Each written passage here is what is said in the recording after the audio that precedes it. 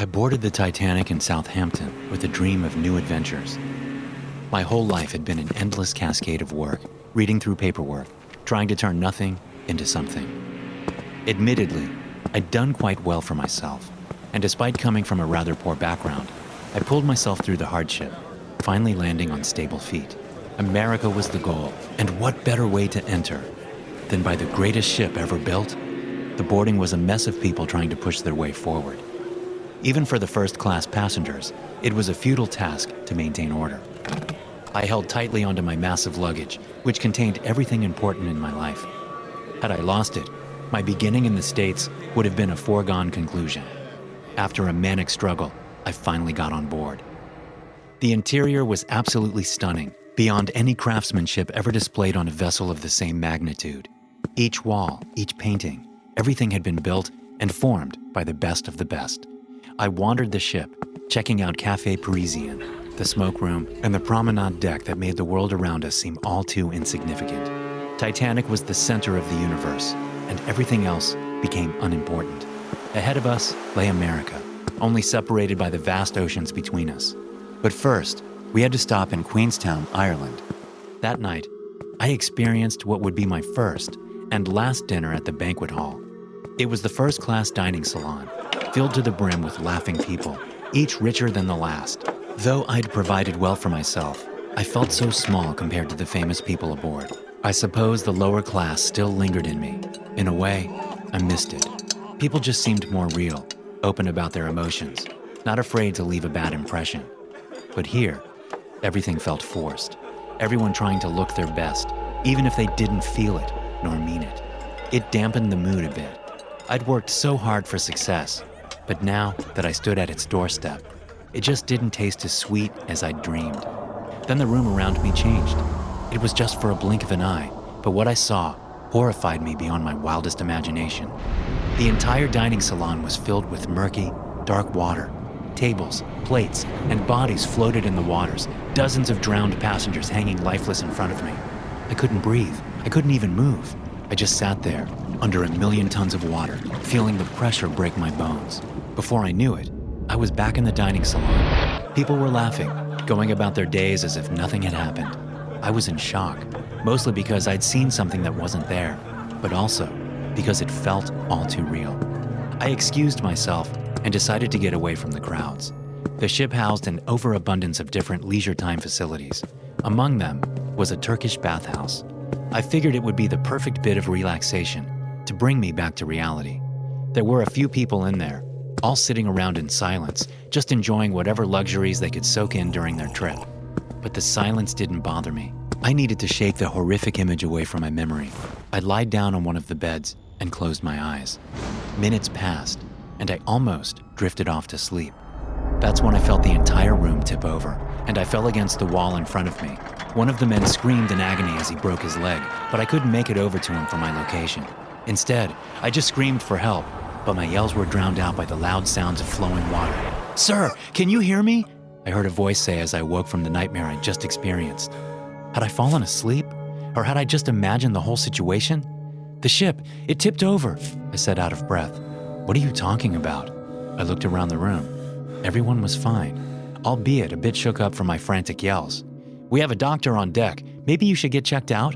one of the stewards suggested. I shook my head, claiming I just needed to sleep. He let me get dressed, and then he led me into one of the hallways leading towards my room. "Just get some rest, all right?" As he spoke those words, the lights in the hallway started to flicker. I heard the sound of metal twisting as the outer hull gave into the pressure.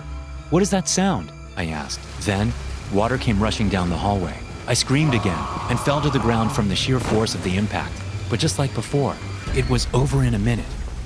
"All right, we're taking you to the dock," the steward said. At the med bay, the doctor on board just asked me generic questions about my previous experiences at sea. He thought I was insane. I could tell it by looking into his eyes. Not that I blamed him. I thought I'd gone mad myself. "We're sending you to the hospital once we dock in Queenstown," the doctor ordered. But there's no point in arguing. You can either leave voluntarily or spend the rest of the trip in jail. That's how it came to be, that I was kicked off the Titanic. We had barely even started the journey, but mine had already ended. I was admitted for a short stay at the hospital on land, but the doctor quickly declared me healthy enough to return back to England. However, by the time I could return home, we'd all heard the news about Titanic. The unsinkable ship had hit an iceberg, killing more than half the people on board as it went down. Had I stayed, I probably would have been one of them. I don't understand what happened to me during my brief stay on the Titanic, but if not for the strange premonitions, I wouldn't have been here today. I never asked to travel on the Titanic.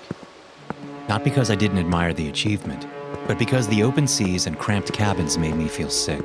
Still, I had to travel to New York, and since the first-class ticket had been generously sponsored by my employer, I felt obliged to give it a chance. We had just set sail from Southampton in England. Hundreds of people had swarmed the docks, desperate for a new adventure.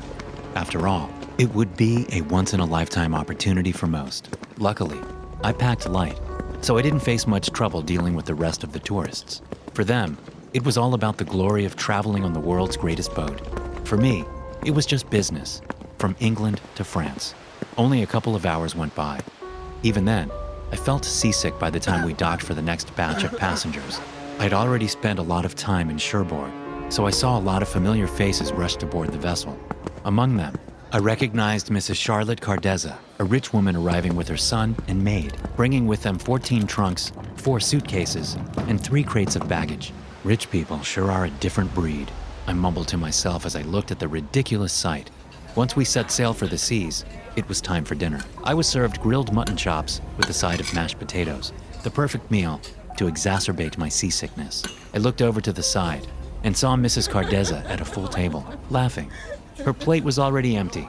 I guess travel really took it out of her. Once I couldn't stomach the waves anymore, I retreated back to my room, where I spent most of my journey. My daily activities consisted mostly of hanging over the toilet and dry heaving. Because of my condition, my journey wasn't the most interesting one, at least until the 14th of April, when we got violently woken up by the entire ship shaking. The glass on my bedside table fell to the ground, shattering in the process. I got up on my shaky feet, worried we might have hit something, but as quickly as the shaking had begun, it subsided without a trace. I could hear the other passengers entering into the hallway from the shock, so I stuck my head out to see what all the commotion was about. One of the ship's stewards approached the worried passengers. "We came close to an iceberg, but we've corrected our course now. Enjoy the rest of your night," he said politely. Still, as I stood there in the hallway, something just felt off. In a way, it seemed like we'd moved. There were just minor changes, colors that faded, and details I couldn't recognize. We did as instructed without further quarrel, but rest would not come. Midnight was quickly approaching, and the steward just wouldn't leave the hall. I could hear him rush past my door multiple times with hurried footsteps. The sound of his shoes hitting the carpeted floor echoed into my room. I took a gander outside to find the steward running down the hall, but just as he ran around the corner, I heard footsteps appear behind me. The same man came running from the opposite direction, as if he'd been transported by magic. As he saw me, he just stopped. He looked absolutely horrified. "Sir, did you see me pass that corner just now?" I nodded. "What's going on?" He just shook his head in confusion. I don't know." He pondered for a moment, trying to come to terms with the situation. "Just keep an eye on me. See what happens when I reach the end of the hallway." With that, he ran around the corner once more. Just like before, he appeared behind me, stopping at my door. "How'd you do that?" I asked. "I didn't. You try it," he demanded. I walked down the hall, passing numerous rooms before rounding the corner. I expected to see the exit, but was met by the terrified-looking steward instead. "What in God's name just happened?" "Let's try to go the other way. Maybe that'll change something." Together we turned around and walked down the other end of the hallway. The ship was starting to feel ever so slightly slanted, and in the distance we heard flowing water. We rushed around the corner. Once more, we returned to my doorstep. "Why is the ship tilted?" I asked. "We hit an iceberg, but it shouldn't have mattered. The ship can't sink." That notion was quickly put to rest as a small stream of water came running down the hallway. "Oh, dear God, are we sinking?" I asked. It can't be. We need to wake the other passengers." We started rushing from door to door, frantically hammering in a futile attempt at waking everyone up. To our surprise, not a single person opened up. We entered one of the rooms to figure out what was wrong, and sure enough, it was absolutely empty. Each and every one of the cabins had been abandoned. It was as if the passengers had vanished into thin air. With no other options, we just ran through the hallway, always returning to the same place. The ship was tipping over, and the floor gradually filled with water. Moving around was getting progressively more difficult, and before long, the steward had gotten too far ahead of me. "Wait!" I shouted as one of the doors blew open, and water started streaming into the hallway. The water dragged me down the hallway, away from the steward, who I'd lost sight of. Once I got back on my feet, I noticed a door I hadn't seen before. It was an exit, leading up towards the deck. It was a way out. "Steward, I found a way out!" I could see him return around the corner, struggling to get through the knee-deep waters. The stream pushed against the door as I fought to keep it open for him, but it was a losing battle. With one final blow, I lost my grip and fell backwards into the exit. I rushed to open the door again, pushing it against the force of flowing water.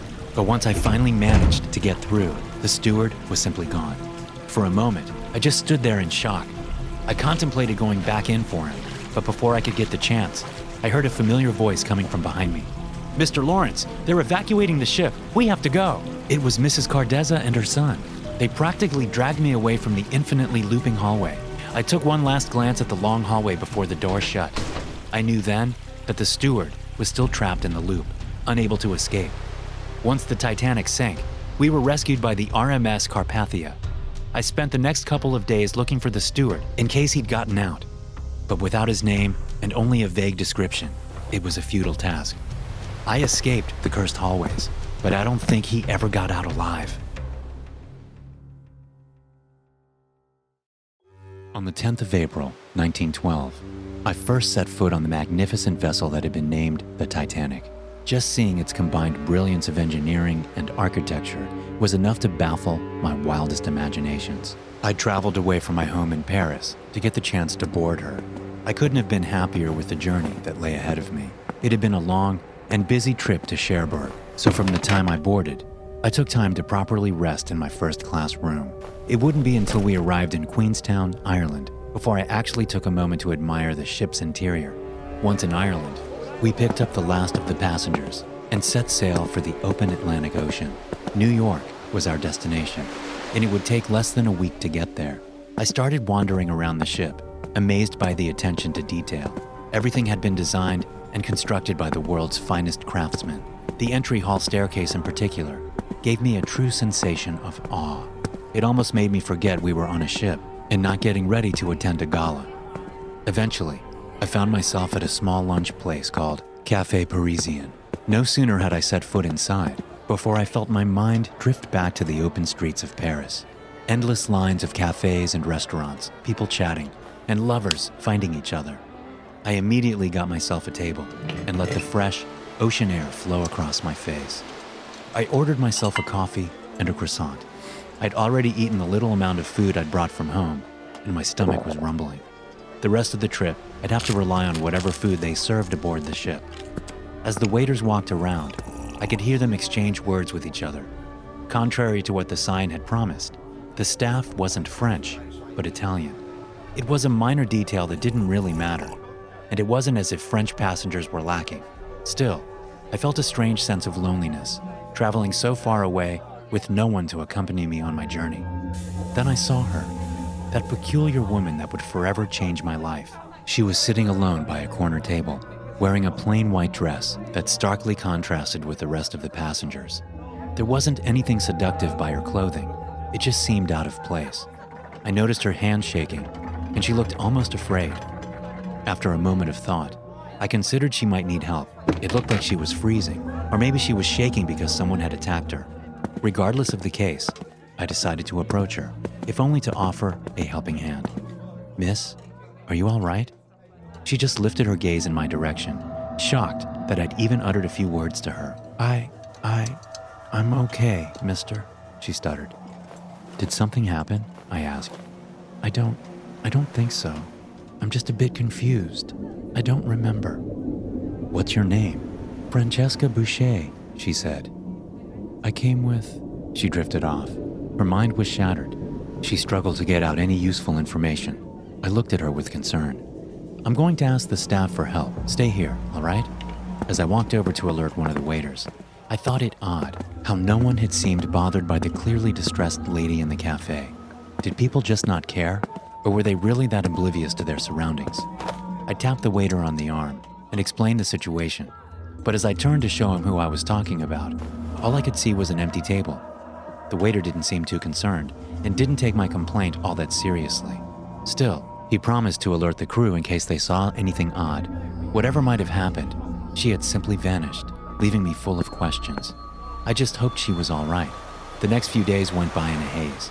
I enjoyed the sights, and the ship was full of activities any gentleman could enjoy partaking in. Yet, my mind still lingered on that woman. What had happened to her? Where had she gone? Once the evening of April 14th came, I retreated into the first-class smoke room. It was surprisingly full. There were men gambling and smoking at pretty much every single table. I joined a couple of elderly gentlemen who enjoyed some cigars. They weren't too talkative, but didn't mind having a stranger at their table. We exchanged some cigars from our respective countries, and my mind slowly began to relax. But as fate would have it, that didn't last, because I saw the woman in the white dress again, sitting alone at a table in the middle of the room. That time, she was soaking wet and shivering uncontrollably. Still, no one seemed to notice her presence, which was odd, not only because of the condition she was in, but because the staff maintained a strict men-only policy in the smoke room. Surprised to see her again, I rushed to her side. Even if I couldn't help her then and there, at least I could figure out what was wrong. Hopefully, she wasn't in any immediate danger. "Miss Boucher, what happened to you?" I asked. She lifted her head slowly, barely able to move her lips. Her fingers and lips had turned blue, and she looked almost frozen in place. "I remember now. I remember. Remember what?" I asked. "The ship. It's going to sink. I can hear them screaming. They're all drowning. It's too late." "What are you talking about? We're fine. This ship is safe, I promise." Frost was starting to form in her hair as we talked. She looked like she was minutes away from death. I had to get her help. Just for a moment, I turned around to grab the attention of the staff, but once I redirected my gaze at the woman, she was gone. I was left alone, feeling like a madman. She couldn't have possibly been real, but her warning still lit up something within me. Even if the ship couldn't possibly sink, I felt it my duty to at least tell the lookout to pay extra attention. With that, I made my way towards the front deck of the ship, running through the long hallways. It was quickly approaching midnight, and people were scurrying off to bed, confused by my seemingly unnecessary rush. As I got to deck, I immediately found the lookout. It was a small cup-like structure pinned to a mast, only big enough for a couple of people. A crow's nest, we called it. Before I got the chance to talk to the crewman, I noticed an all-too-familiar figure standing by the railing. It was Francesca, wearing her light, white dress. However, she seemed fine, dry, and happy, just enjoying a nighttime stroll. "Miss Boucher?" I asked, confused at the sight. She turned to me with a curious expression on her face. She didn't seem to recognize me. "Yes? How can I help you?" "We met a few nights ago. You don't remember?" "I'm sorry, sir. I haven't seen you." She was interrupted by frantic screams coming from above. "Iceberg! Straight ahead!" A crewman yelled in panic as he started ringing the alarm. The ship started to rapidly slow down, but it wasn't enough. Within seconds, the side of the ship collided with an enormous iceberg. It shook us enough to push me to the ground. As I fell, I saw Francesca slip and fall over the railing. She let out a short yelp as she fell into the dark waters below, vanishing before I could even get to my feet. I tried to warn the crew, but there was nothing we could do. She was just gone. The rest of the story isn't a very pleasant one. The iceberg caused severe hull destruction, causing the Titanic to flood. Before long, we were ready to abandon ship, and I was among the first to be rushed to a rescue boat. Despite women and children being priority, the simple fact that I was already on deck made them push me onto one of the boats. I survived the sinking of the Titanic, not because I was quick to act, but because a dead woman tried to warn me. Francesca Boucher saved my life, and I'll never know how, nor will I be able to thank her. Thanks for listening. If you enjoy these stories, be sure to subscribe to the podcast and check out some more of my episodes here.